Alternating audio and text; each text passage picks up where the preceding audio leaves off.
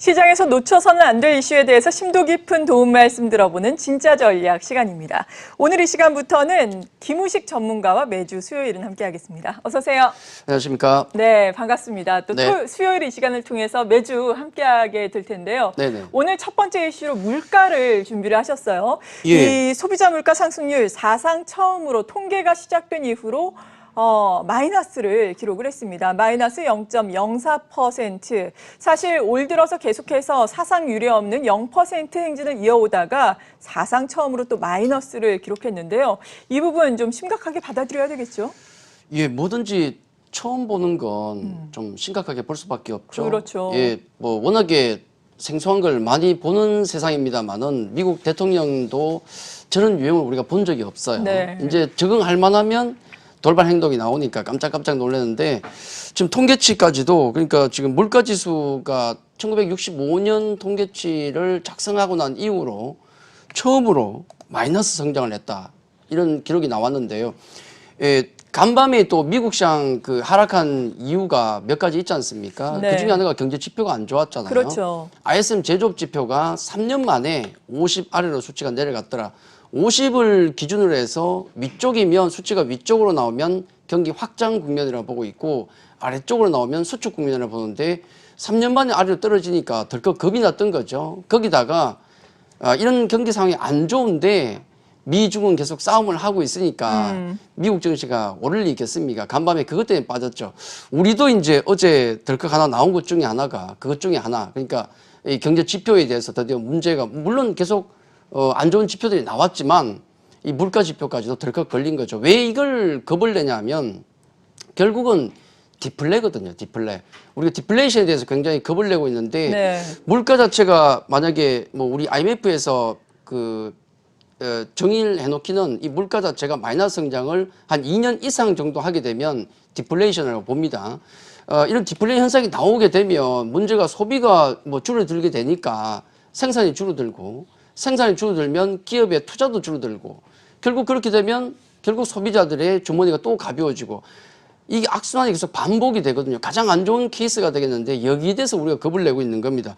소비자 물가 상승률 추이 그림을 좀 보시면은 지금 최근에 어떤 모양으로 흘러가고 있는지 금방 숫자는 확인이 되거든요. 네. 지난 2017년 8월 정도부터 놓고 보더라도 추세적으로 잠깐 반등도 나왔지만은 추세적으로 물가가 소비자 물가 상승률 추이가 계속 떨어지고 있다는 게 확인이 되고 네. 이번에는 뭐 0.0이라고 나오지만은 소수점 두째짜리까지 가버리면은 0.04% 하락이거든요. 하락이에요. 네, 사상 그렇죠. 첫 마이너스예요. 저 부분 고쳐주시면 좋겠어요. 0%는 그렇죠. 올해 계속 이어졌고요. 네네.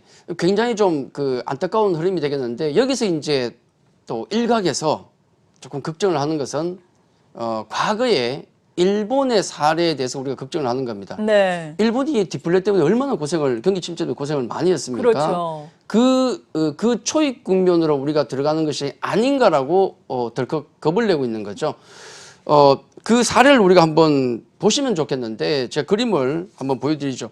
니케이 지수를 띄워서 그 당시의 상황을 좀 말씀을 드리죠. 조금 비교를 해볼 필요는 있어요. 네. 요게 그 일본의 잃어버린 20년이라고 해서 이게 나온 게 그 돌출된 게 1985년 프라자 합의 때부터인데 요 합의가 있기 전에 미국 시장이 중요합니다. 왜냐하면 지금과 잘 맞아 떨어지기 때문에 미국이 지금 하고 있는 게 뭔가요? 결국 우리 물건 사주라. 우리 적자 심하니까 니들만 잘 먹고 잘 살래. 이거거든요. 이 프라자 합의가 나오기 전에 그러니까 1980년 초까지 해도 미국은 굉장히 불황이었습니다. 그러니까 2008년 금융위기 때 힘들다고 했었는데 그때보다도 1980년 미국의 실업률이 더 높았거든요. 네. 그 당시에. 물가도 굉장히 높았어요. 그래서 기준금리를 무려 뭐 한 20% 가까이 올릴 정도의 지금은 상상도 할 수 없을 정도의 시절이었는데 그렇게 그 금리를 올리다 보니까 경기가 좋을 리가 없죠. 박살이 났습니다. 그러다 보니까 재정정책 돈을 풀게 되고 그러다 보니까 또 일본 같은 경우는 그 당시에 승승장구할 때 아닙니까? 또 달러는 초강세였거든요. 무역도 안 돼요. 쌍둥이 적자 때문에 80년대에 미국이 굉장히 고생을 했고 그러다 보니까 결국은 미국은 결심을 하게 되죠. 이대로는 못 살겠다. 안 되겠다. 해서 나온 게 1985년 프라자 합의입니다. 네. 그 주요 내용이 뭐냐면 그거였죠. 결국은 엔화를 결국은 강세로 절상을 시켜라. 아마 1985년 정도부터 해서 그 80년 후반까지 엔화가 초급등을 했거든요. 굉장히 강세로 갔어요. 예, 그러다 보니까 이제 미국 같은 경우는 그나마 한숨을 좀 돌렸고, 근데 그것만으로도 당시 미국은 안 된다고 봤죠. 왜냐하면 적자가 줄어들지 않으니까. 그래서 이제 또 1987년에 루블 합의라고 해서 안 되겠다 이래가지고 이 정도로 안 되니까 일본이나 서독, 당시 서독입니다. 그 당시 그런 국가들에게 야, 우리 물건 좀 사가라. 우리 물건을 살려면 어떻게 해야 돼요? 내수 시장이 발달돼야 되겠죠. 네. 일본 내수 시장이 커야 돼요. 그러다 보니까 일본은 루블 합의 이후에 어떤 정책을 펴는가? 내수 진작책을 펴니다. 돈을 풀게 돼요. 네. 지금 주가 보시면은 1985년부터 80년 후반까지 급등이 나오지 않습니까? 돈을 푸는 효과입니다, 이게. 다른 곳으로 가라고 돈을 풀었는데 결국은 이 자산시장, 주식시장과 부동산 쪽으로 다 가다 보니까 버블이 형성되고 이 버블이 꺼지는 단계가 이제 80년 후반부터 해서 금리를 올렸거든요. 네. 그러다 보니까 자산 버블 붕괴가 나오고 그 이후 바로 일본은 거의 20년간 이 흐름에 침체에 갇혀버린 겁니다. 이걸 우리는 지금 우려를 하고 있고 뒤에 이제 그림을 좀 보시면 아베노믹스가 나오는데 요건 또 지금과 연결이 된 겁니다. 20년 가까이 일본이 경기 침체를 겪다가 지금 주가 꽤 올라왔죠? 굉장히 많이 올라왔는데 그렇죠. 이건 바로 아베노믹스. 사실 지금 그 우리와 일본과의 관계가 지금 굉장히 안 좋습니다. 일본이 지금 우경화를 겪고 있고 하는 모습이 나오는데 그런 극단적인 정책을 펼 수 있는 것은 무엇 때문인가? 아베노믹스 때문이죠. 먹고 살만하니까. 일본의 뭐 20대 젊은 층의 아베 지지층이 지금 올라오고 있다 하잖아요. 정치적으로 뭘 하든 간에 지지를 하는 겁니다. 왜? 네. 먹고 살만하니까. 이게 바로 아베노믹스. 당시에 뭐 그냥 돈을 풀어버렸죠. 완전히. 무제한으로 공급을 하겠다. 이 물가 디플레 해소될 때까지 무제한으로 공급하겠다. 그러다 보니까 엔화는 약세로 갔죠. 엔화가 약세로 가다 보니까 수출 경기 살아나고 내수 살아나고 그래서 지금 아베가 우리 한국 때리기를 할 수 있는 근본이 거기에 있었던 겁니다.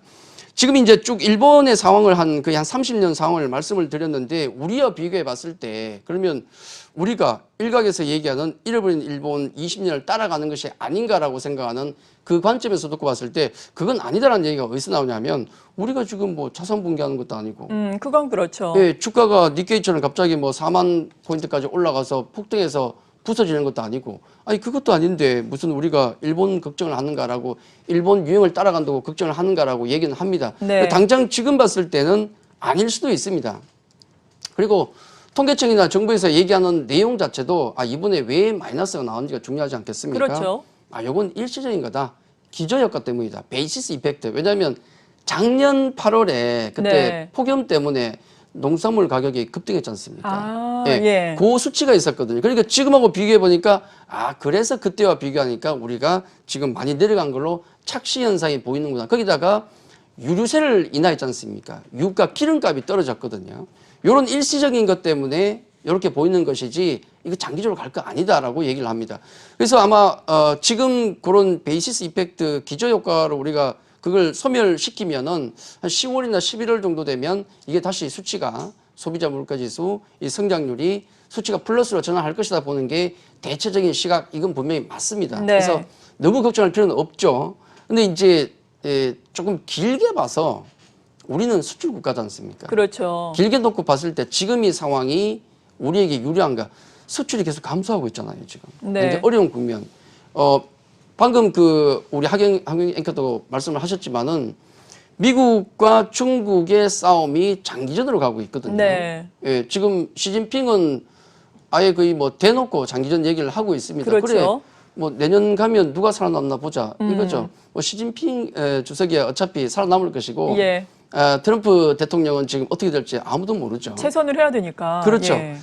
아무도 모릅니다. 그래서 뭐 한번 가볼 때까지 가보자. 그리고 또 미국과 다르게 중국은 언제든지 정책적인 액션을 취할 수가 있지 않습니까? 이건 또 틀려요. 미국 트럼프는 연준 보고 뭐 금리 인하 하라 얘기하는데 그대로 말을 다 들을 수는 없지 않습니까? 네. 근데 중국은 하나의 중국이거든요. 맞아요. 그러니까 언제든지 우린 부양책도 쓸 수 있고 할 수 있으니까 한번 갈 때까지 가보자 이거예요.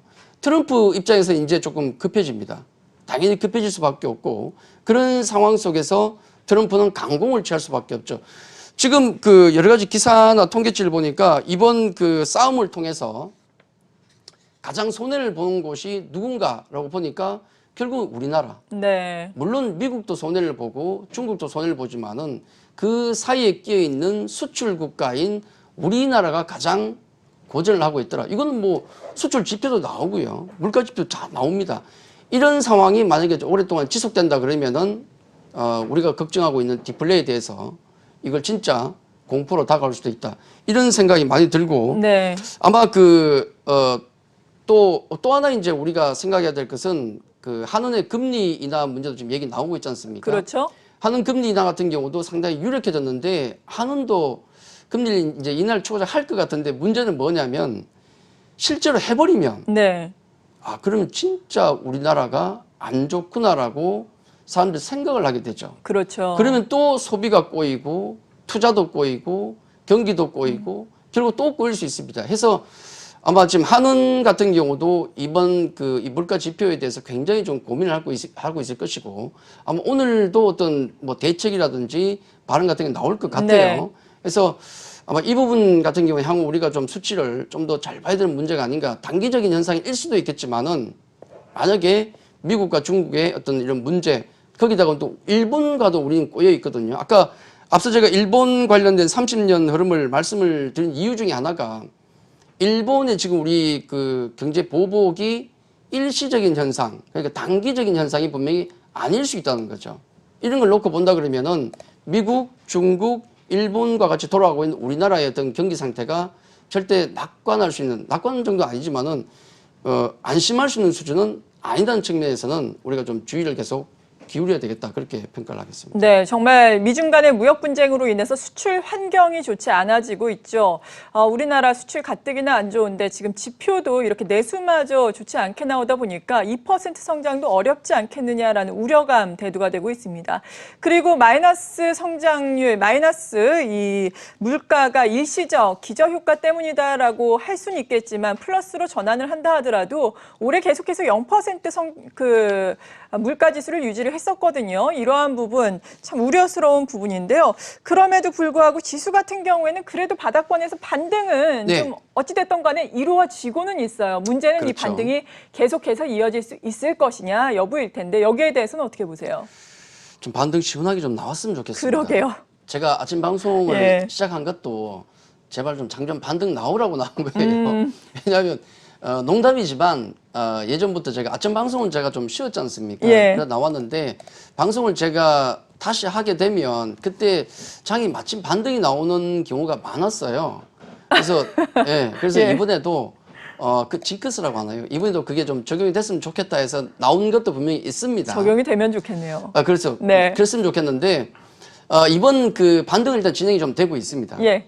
바닥에서 반등은 좀 나왔고 1900도 깨졌다가 지금 다시 바운스가 됐는데 물론 이걸 또 뭐 데드캣 바운스다 그래버리면 또 할 말 없어요. 데드캣 바운스라는 건 아실 겁니다.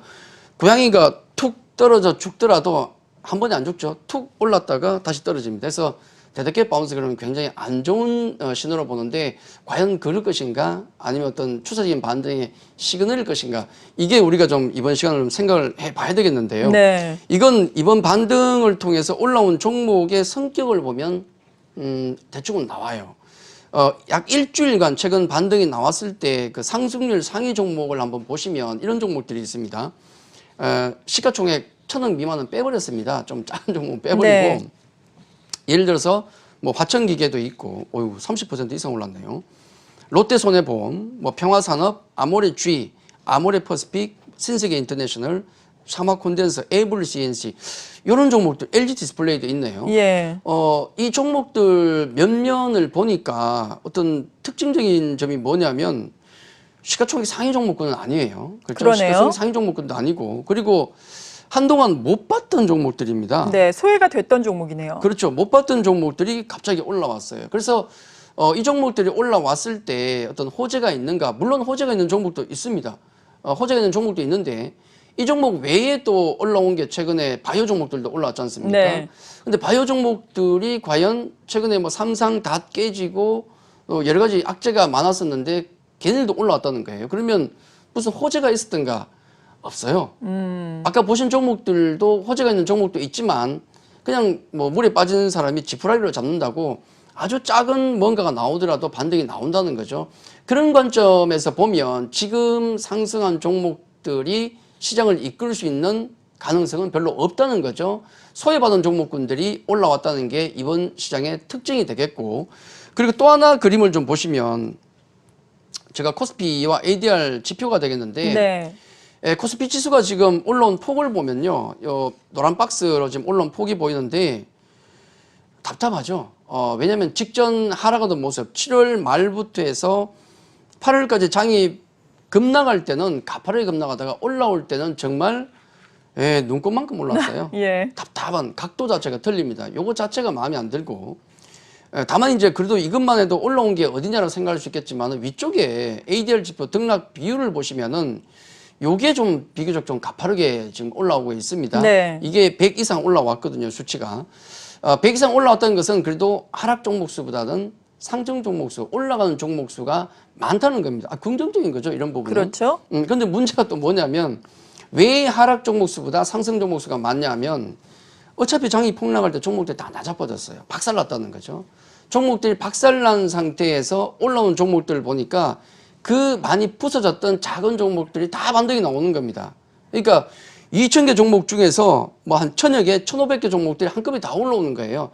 급락을 했기 때문에. 그래서 그 종목들이 그러니까 시가총액 상위 종목이 올라오면서 일제히 지수를 이끄는 게 아니고 ADR 지표가 가파르게 올라간다는 것은 시총이 낮은 시장을 이끌 수 있는 어떤 그런 종목들이 지수를 이끌지 못하는 종목군들이 일제히 올라온 현상이 나오고 있다는 거죠. 네. 이런 건 항상 보면 낙폭 가대주들이 바닥에서 올라온 현상들은 지수가 올라오는 초입 부분에 나오는데 지수를 이끌기는 좀 역부족이 아닌가, 아마 그 역량이 좀 떨어진다 말씀을 좀 드리겠고, 또 하나 이제 중요한 것은 제가 보는 것은 이번 반등장에서 가장 중요한 것은 외국인 수급입니다.